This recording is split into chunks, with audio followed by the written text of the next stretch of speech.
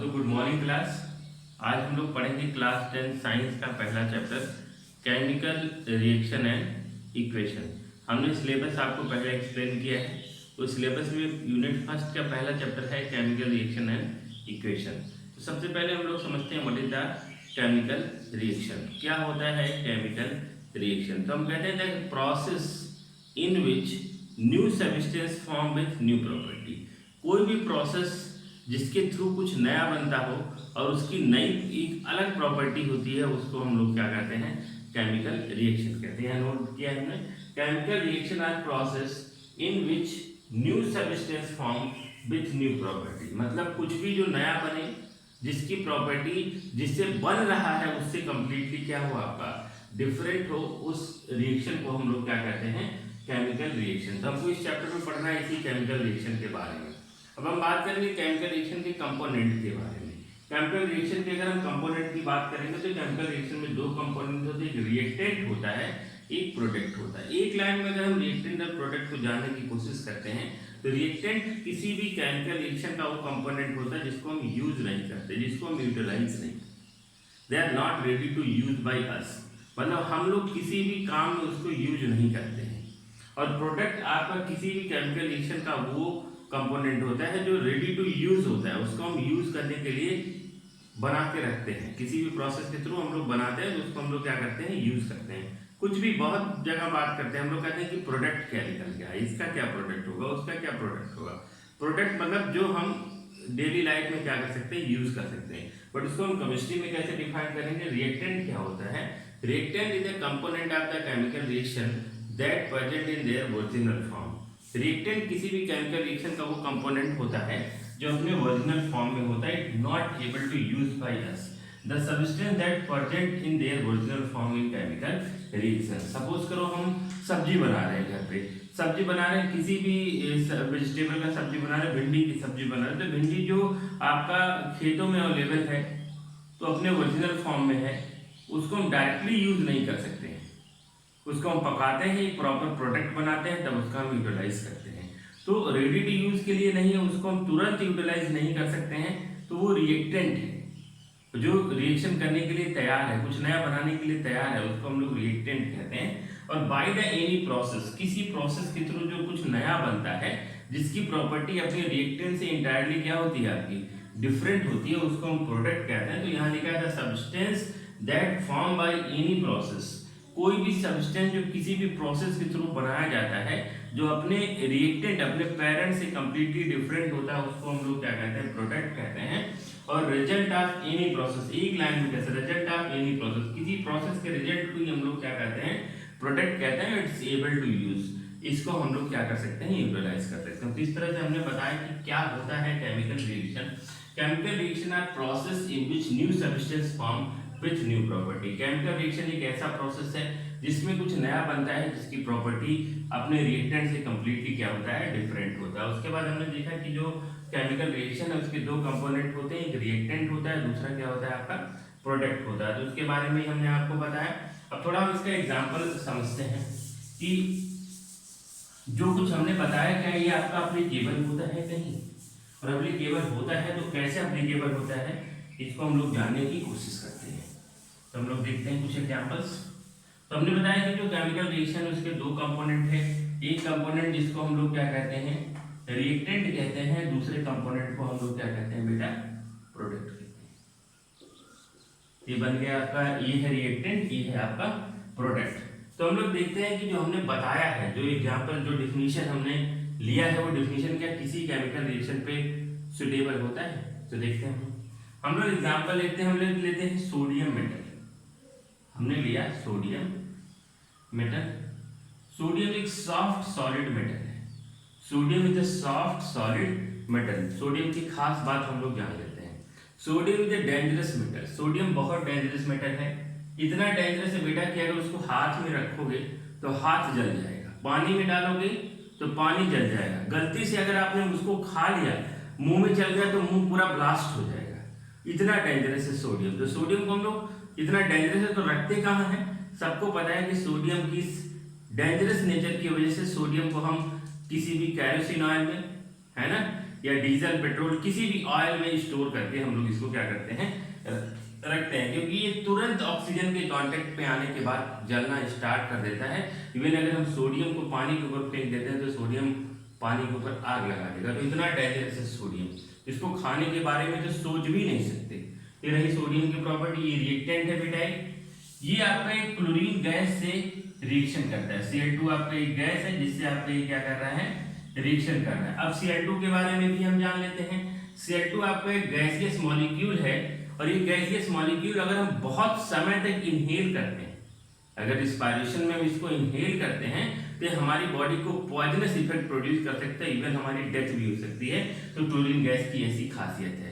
तो ना chlorine gas को लंबे समय तक इनहेल कर सकते हैं, बॉडी में ले सकते हैं, ना सोडियम मेटल को डायरेक्टली हम बॉडी में ले सकते हैं, क्योंकि ये दोनों हमारे लिए क्या क्रिएट करेगा, प्रॉब्लम क्रिएट करेगा। बट अगर हम इस सोडियम मेटल, जो सॉफ्ट मेटल है, और जो क्लोरीन गैस किसी प्रोसेस के थ्रू आपस में इसको रिएक्ट कराते हैं, तो हमको ये सॉलिड मॉलिक्यूल मिलता है जिसको हम लोग क्या कहते हैं, सोडियम क्लोराइड, NaCl। ये क्या बना आपका, NaCl, सोडियम क्लोराइड। ये बना बेटा आपका क्या, सोडियम क्लोराइड। अब ये जो सोडियम क्लोराइड बना उसको हम लोग क्या कहते हैं, प्रोटेक्ट कहते हैं। ये सब्सटेंस रेडी टू यूज है, इन दोनों को हम तुरंत यूज नहीं कर सकते। इनके थ्रू आपका जो नया बना है इसको हम खा सकते हैं, पी सकते हैं, खाने में मिला सकते हैं, हमको कोई भी प्रॉब्लम नहीं होगी। तो हमने क्या डेफिनेशन बताया था, reaction are process in which new substance form with new property.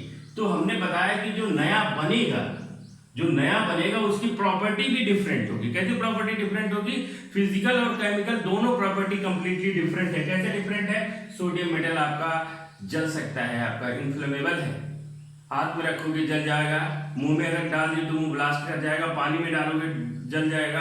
तो सारी प्रॉब्लम, क्लोरीन हमने बताया पॉइजनस गैस है, ज्यादा समय तक इनहेल करेंगे तो हमारी डेथ भी हो सकती है, प्रॉब्लम क्रिएट हो सकता है, तो हम इसको खा भी नहीं सकते।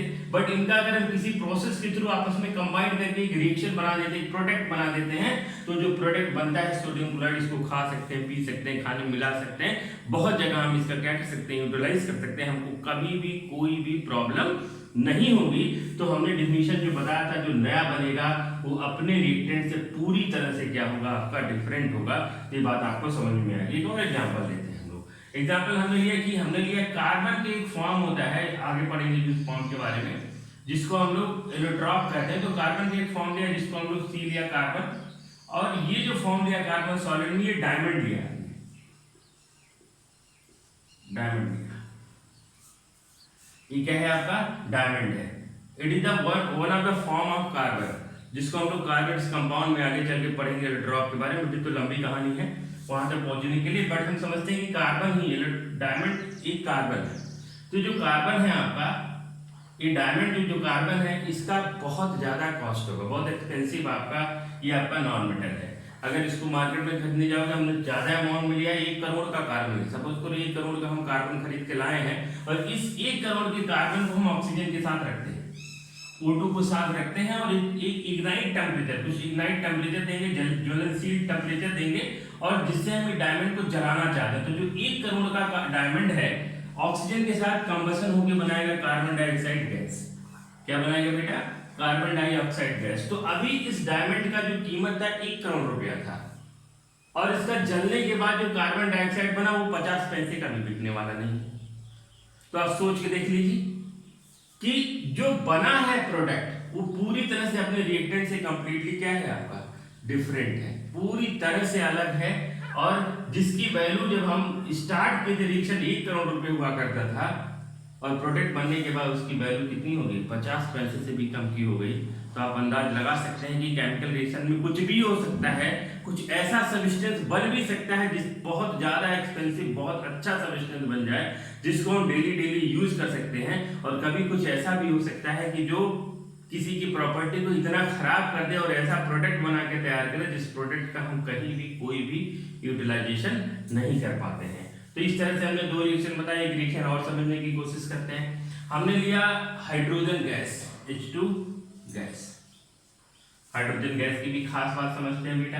हाइड्रोजन गैस वैसे तो पॉइजनस नहीं होता है, और हम लोग जानते हैं अभी आगे आने वाले समय में जब डीजल, पेट्रोल, केरोसिन ऑयल अर्थ से पूरी तरह से खत्म हो जाएगा तो आने वाले समय में हाइड्रोजन गैस को ही हम यूज करेंगे, क्योंकि हाइड्रोजन गैस से बहुत ज़्यादा कैलोरीफिक वैल्यू होती है। इसके कंबसन से बहुत ज़्यादा अमाउंट में हमको क्या मिलती है, एनर्जी मिलती है। इस एनर्जी का हम डिफरेंट प्रोसेस में क्या कर सकते हैं, यूटिलाइज कर सकते हैं। तो हाइड्रोजन गैस की ये खास बात है कि बहुत ज़्यादा कैलोरीफिक वैल्यू होती है और इसके कंबसन से हमको बहुत ज़्यादा एनर्जी मिलती है और इसका डिफरेंट प्रोसेस में हम लोग क्या कर सकते हैं, यूटिलाइज कर सकते हैं। बट क्या हम रिस्पायरेशन में हाइड्रोजन गैस को ले सकते हैं? नो। ऑक्सीजन को रिप्लेस कर दिया, हाइड्रोजन गैस को रिस्पायरेशन में लेना शुरू कर दें तो क्या हम सर्वाइव कर सकते हैं? नो, क्योंकि ऑक्सीजन का तो अलग ही काम है, हमारी बॉडी के अंदर बहुत इंपॉर्टेंट रोल प्ले करता है, तो हाइड्रोजन उसकी जगह को कभी भी ऑक्युपाई नहीं कर पाएगा। तो पहली बात ये समझते हैं।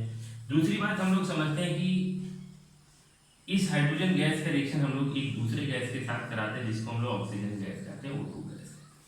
तो कहोगे सर O2 गैस का तो हम रिस्पायरेशन में यूज कर सकते हैं, बट क्या अगर एयर जो आपका एयर है उसके पूरे कंपोजिशन में केवल ऑक्सीजन को रख दिया जाए तो क्या होगा? कभी आपने सोचा है कि जो 78% नाइट्रोजन है एटमॉस्फेयर में, तो 78% अगर हमारा ऑक्सीजन हो जाता है तो क्या होगा? होगा ये कि हमारा जो भी खाना पीना जो भी सब्सटेंस रखा है सब ऑक्सीडाइज हो जाएगा और धीरे धीरे सारी चीजें क्या हो जाएंगी, आपकी खराब हो जाएंगी। तो प्रॉब्लम क्या होगा? नाइट्रोजन करता है क्या है, नाइट्रोजन इस ऑक्सीडेशन प्रोसेस को प्रिवेंट करता है ना। इसी चैप्टर के लास्ट में हम लोग पढ़ेंगे रेंसिडिटी के बारे में, तो उसके डिटेल में हम देखेंगे नाइट्रोजन का क्या रोल होता है। तो नाइट्रोजन की जगह ऑक्सीजन नहीं ले सकता, ऑक्सीजन की जगह नाइट्रोजन नहीं ले सकता, सबका फंक्शन क्या है, आपका फिक्स है। तो हम ऑक्सीजन को बहुत ज़्यादा अमाउंट में यूज भी नहीं कर सकते, हमारे एयर में बहुत ज़्यादा अमाउंट में अगर ऑक्सीजन हो जाएगा तो हमको बहुत सारी प्रॉब्लम होनी स्टार्ट हो जाएगी, में कंबसन हो सकता है। तो अगर इस हाइड्रोजन गैस और ऑक्सीजन गैस को आपस में मिलाते हैं और मिला के कोई रिएक्शन को प्रोसीड करते हैं किसी भी प्रोसेस से, अभी कंडीशन के बारे में हम बात नहीं कर रहे हैं, बट हम हाइड्रोजन और ऑक्सीजन गैस को मिला के एक रिएक्शन को कराते हैं और एक डिजायर्ड प्रोडक्ट जो बनेगा वो बनेगा H2O, वाटर। इसको हम लोग क्या कहते हैं, वाटर कहते हैं बेटा, H2O कहते हैं। और ये H2O जनरली हमारे पास लिक्विड फॉर्म में होता है, वैसे तो सॉलिड लिक्विड गैस तीनों फॉर्म में वाटर आपका अवेलेबल है, बट इन जनरल हम इसको किस फॉर्म में पाते हैं, वो लिक्विड फॉर्म में पाते हैं। अब देख लीजिए जो हमने बात बताई थी, हमने कही थी chemical reaction are process in which new substance form with new property.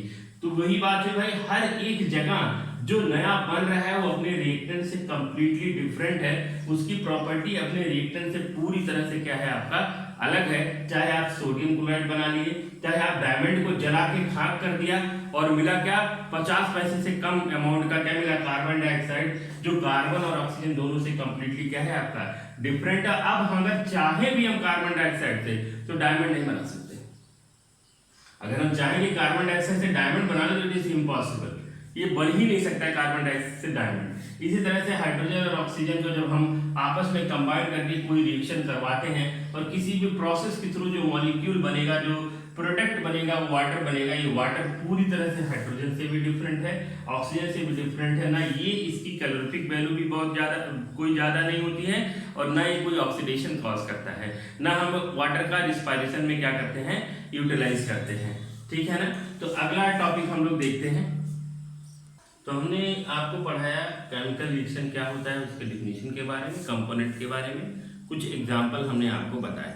उसी बात में हम लोग आगे बढ़ाते हैं, हम लोग देखते हैं example of chemical reaction. Daily life में आपके सराउंडिंग में बहुत सारे ऐसे एग्जाम्पल हैं, सम एग्जाम्पल, हम लोग सारे नहीं पढ़ सकते क्योंकि बहुत बड़ा टॉपिक है ये केमिकल रिएक्शन का, लेकिन कुछ एग्जाम्पल हम लोग जानते हैं जो हमारे सराउंडिंग में डेली होता रहता है और उसको हम लोग ऑब्जर्व तो करते हैं, लेकिन अभी हम लोग समझ नहीं पाते कि क्या इसमें कोई केमिकल रिएक्शन हो रहा है, क्योंकि हम लोग जानते ही नहीं थे क्या होता है केमिकल रिएक्शन। तो अभी हम लोग को समझ में आ गया है कि किसी भी प्रोसेस के थ्रू जो कुछ नया बनता है और उसकी प्रॉपर्टी अपने ओरिजिनल फॉर्म रिएक्टेंट से कंप्लीटली डिफरेंट होती है, उसी को हम लोग केमिकल रिएक्शन कहते हैं, और जो बनता है उसको हम लोग प्रोडक्ट कहते हैं। तो हम लोग कुछ एग्जाम्पल देखते हैं जो हमारे सराउंडिंग में होता है। कंबसन या बर्निंग ऑफ फ्यूल, किसी भी फ्यूल को लेते हैं और उसको जलाते हैं। जलाने के लिए सबसे इंपॉर्टेंट बात क्या होना चाहिए, ऑक्सीजन का होना कंपलसरी है। अगर कोई भी फ्यूल है बिना ऑक्सीजन के उसमें कभी भी फायर नहीं आएगा, कभी भी आपका कंबसन उसको सपोर्ट नहीं करेगा। तो ऑक्सीजन होना चाहिए, बात आपको क्लियर कट पता होना चाहिए। जब भी कंबसन आए तो ऑक्सीजन जरूर होगा।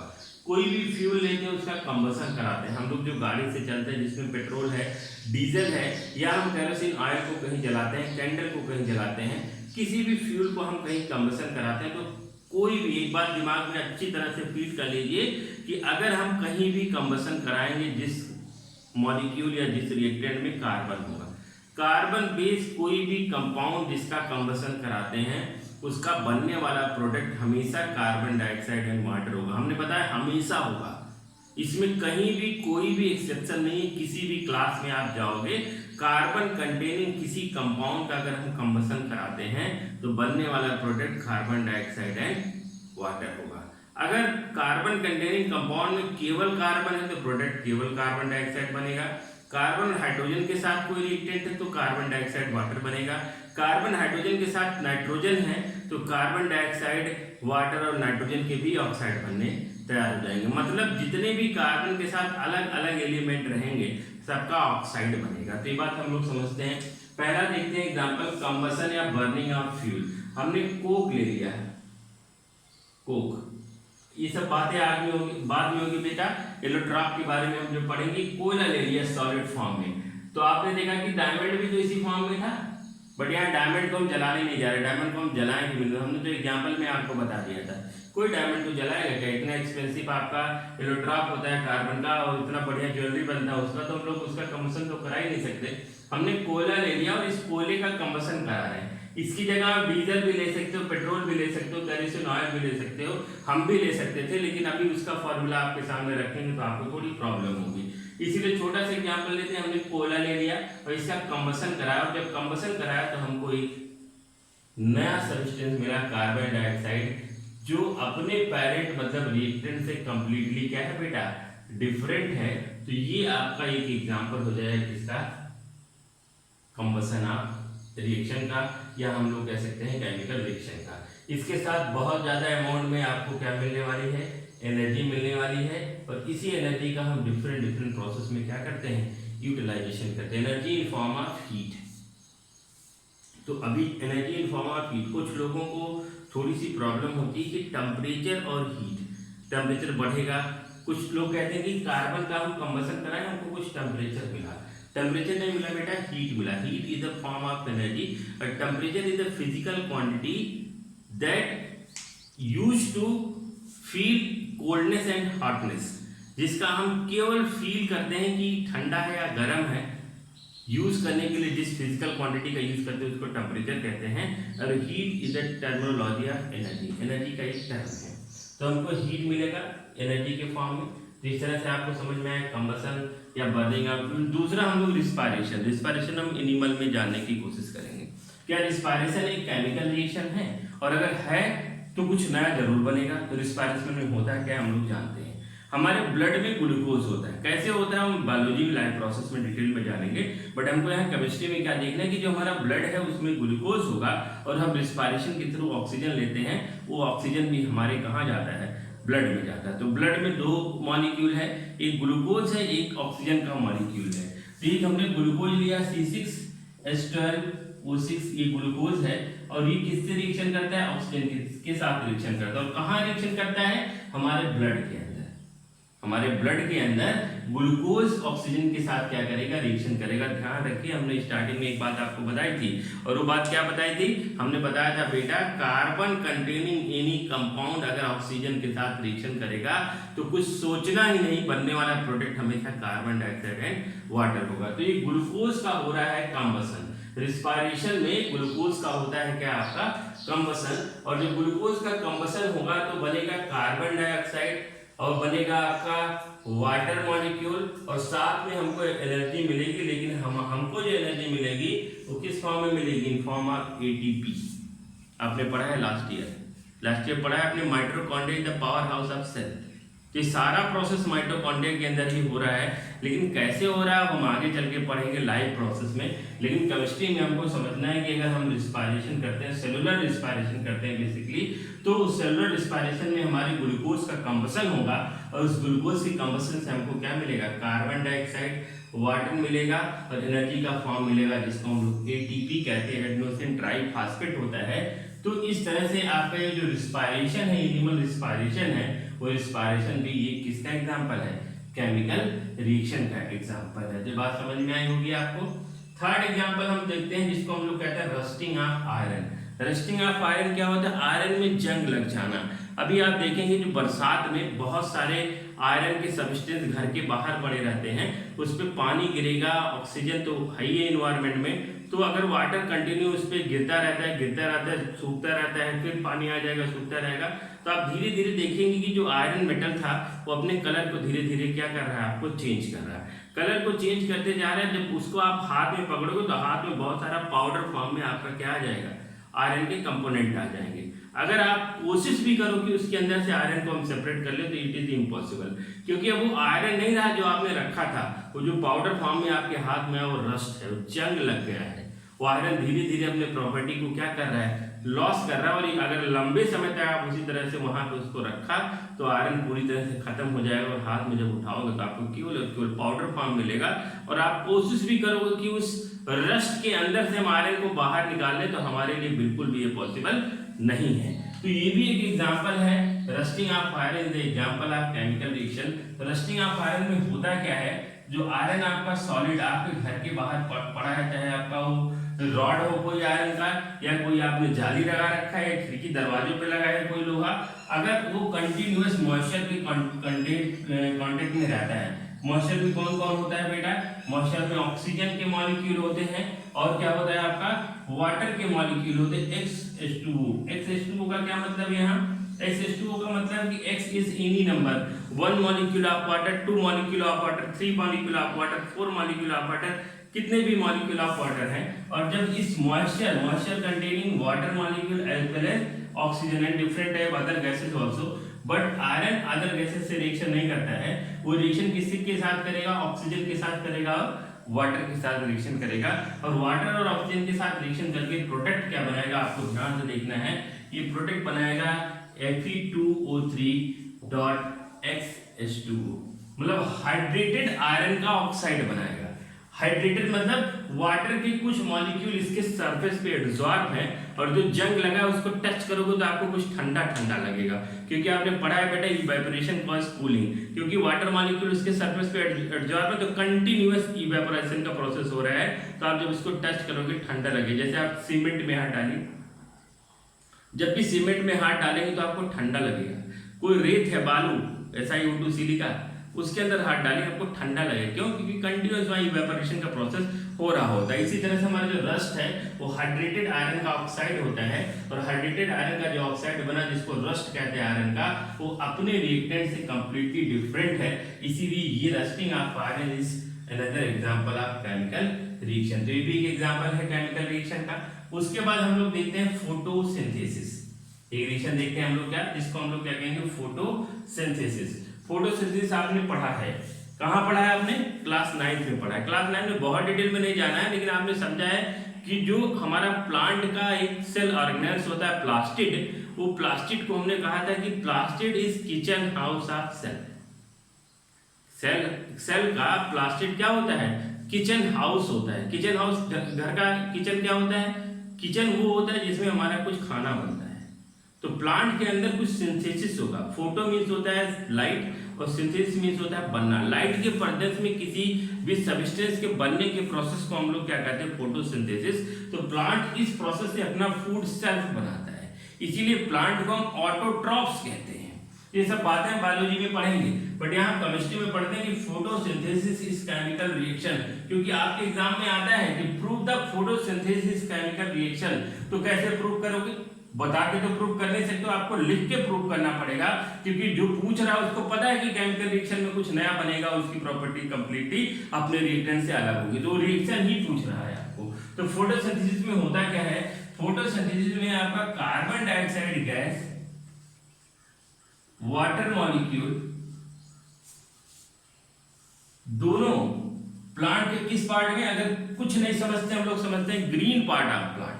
अगर प्लास्टिड भी नहीं समझते, क्लोरोफिल, क्लोरोप्लास्ट कुछ नहीं समझ में आता है, तो हमको समझना है कि green part of the plant. फिर भी हम यहाँ क्लोरोफिल लिख देते हैं बेटा, क्लोरोफिल। और अगर आप नहीं भी समझते हो यहाँ केमिस्ट्री में तो कोई दिक्कत नहीं, आपको यहाँ सीधा प्लास्टिड लिख दो। और प्लास्टिड भी नहीं सुना है तो आप green part of the plant लिख दो। ये भी बात हम लिख सकते हैं, green part of the plant. और ये कार्बन डाइऑक्साइड वाटर के साथ green part of the plant में, जिसको क्लोरोफिल कहते हैं, किसके प्रेजेंस में बेटा? सनलाइट के प्रेजेंस में। किसके प्रेजेंस में? सनलाइट के प्रेजेंस में एक ऐसा मॉलिक्यूल बनाएगा जो मॉलिक्यूल अपने रिएक्टेंट से कंप्लीटली क्या है आपका डिफरेंट है, और वो मॉलिक्यूल क्या होगा C6H12O6 प्लस हमको और क्या मिलेगा ऑक्सीजन मिलेगा। और बेटा इसको हम लोग क्या कहते हैं ग्लूकोज कहते हैं। क्या कहते हैं हम लोग इसको ग्लूकोज कहते हैं। हम लोग रिएक्शन को बैलेंस कर लेते हैं। यहाँ मैंने 6 लिखा, यहाँ 6 लिखा, यहाँ 6 लिखा और बैलेंस नहीं करेंगे बेटा तो लॉ ऑफ कंजर्वेशन ऑफ मास बुरा मान जाएगा, और हमको किसी का बुरा नहीं मनाना है। Law of conservation of mass कहता है कि total mass of the reactant is always equal to the total mass of the product. Reactant का जो भी मास होगा वो प्रोडक्ट के मास के कंप्लीटली क्या होगा आपका इक्वल होगा। और ये बात तभी एप्लीकेबल हो सकता है जब दोनों तरफ के एटम का नंबर क्या हो आपका सेम हो। इसके तुरंत बाद हम वही टॉपिक लेने वाले हैं बैलेंसिंग ऑफ केमिकल रिएक्शन, आपके एग्जाम में आते हैं। बिना रिएक्शन को बैलेंस किए अगर हम लिखते हैं तो हम अपने साथ बेईमानी कर रहे हैं। तो ये हैबिट आज से डालना शुरू कर दीजिए, हमेशा रिएक्टेंट और प्रोडक्ट में एटम का नंबर सेम होना चाहिए, नहीं तो ध्यान रखना है लॉ ऑफ कंजर्वेशन ऑफ मास बुरा मान जाएगा। तो हमको किसी का बुरा नहीं मनाना है, हमको रिएक्शन को बैलेंस करके लिखना है। और इस तरह से हमने प्रूव कर दिया कि जो फोटोसिंथेसिस का प्रोसेस है वो प्रोसेस भी कैसा प्रोसेस है केमिकल प्रोसेस है। उसके बाद हम और एक प्रोसेस देखते हैं फर्मेंटेशन ऑफ शुगर। शुगर का फर्मेंटेशन होना। फर्मेंटेशन क्या होता है बेटा? फर्मेंटेशन में हम लोग गांव में पहले या अभी भी जानते होगे जो बनाते हैं सिरका बनाते हैं, विनेगर बनाते हैं। विनेगर सबने यूज किया होगा। अगर ऐसे डेली नहीं खाते होगे तो आपने चाउमीन वगैरह खाया उसमें विनेगर डालते हैं हम लोग। तो विनेगर जो बनाते हैं वो किससे बनता है आपका शुगर से बनता है। तो शुगर से विनेगर बनने के जो प्रोसेस होता है उसी को हम लोग क्या कहते हैं फर्मेंटेशन कहते हैं। यह फर्मेंटेशन प्रोसेस बहुत सारे अल्कोहल बनाने वाली इंडस्ट्री भी क्या करती है यूज करती है, क्योंकि इसका एंड प्रोडक्ट अल्कोहल ही होता है। तो कैसे बनता है इसको हम लोग जानते हैं। फर्मेंटेशन ऑफ शुगर में होता है क्या है कि केन शुगर जूस क्या होता है C12H22O11 ये शुगर का केन शुगर जूस का क्या है फॉर्मूला है, केमिकल फार्मूला है। इसके साथ होता है कि इसको पानी के साथ हम लोग रख देते हैं ऐसे इन्वायरमेंट में जहां आपका ऑक्सीजन की थोड़ी कमी हो, ऑक्सीजन की थोड़ी क्या हो आपकी कमी हो, वहां आपका क्या होगा ईस्ट के प्रेजेंस में क्यों ईस्ट जो होगा वो प्रोड्यूस करेगा एक एंजाइम जिसको हम लोग क्या कहते हैं इन्वर्टेज कहते हैं। क्या कहते हैं बेटा इन्वर्टेज कहते हैं। तो ईस्ट आपका एक एंजाइम प्रोड्यूस करेगा जिसको इन्वर्टेज कहते हैं। ये बायोकेमिकल रिएक्शन है, बट हम केमिकल रिएक्शन के एग्जांपल देख रहे हैं तो समझ भी जाते हैं। फर्मेंटेशन जो शुगर लिया, शुगर मतलब वही चीनी गुड़ यही सब शुगर है आपका, ठीक है ना।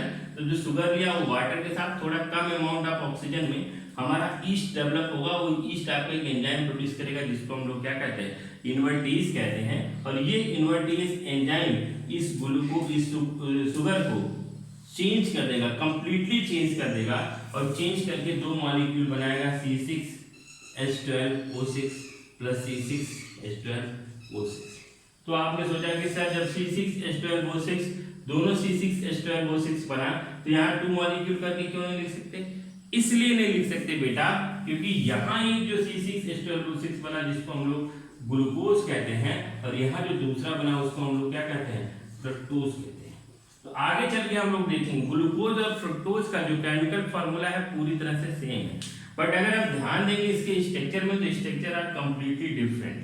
स्ट्रक्चर दोनों के एकदम पूरी तरह से एक दूसरे से क्या होते हैं अलग होते हैं। तो कैसे अलग होते हैं हम कभी आगे जब और डिटेल में केमिस्ट्री जाएंगे, अभी तो पहला ही लेक्चर है, तो हम इसमें जब आगे जाएंगे तो हम आपको बताएंगे कभी न कभी ग्लूकोज और फ्रक्टोज का स्ट्रक्चर क्या होता है। इस तरह से हमारा इन्वर्टेज एंजाइम के प्रेजेंस में शुगर से क्या बना ग्लूकोज एंड फ्रक्टोज बना। उसके बाद हम ग्लूकोज और फ्रक्टोज को लेते हैं। हमने लिया C6H12O6 कुछ भी लिया उसमें से, ठीक है ना।